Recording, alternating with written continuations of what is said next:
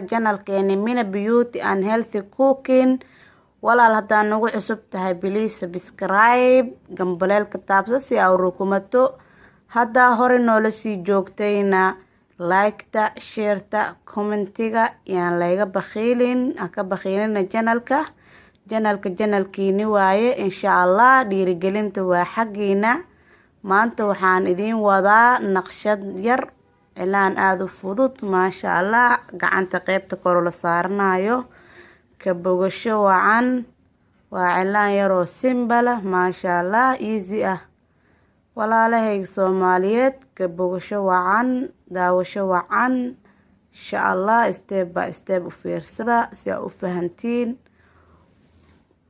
waa naqshad aad simple u ah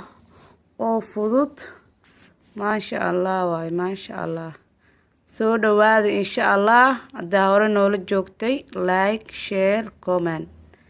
haddaa nagu cusub tahay subscribe gambaleelka rukumo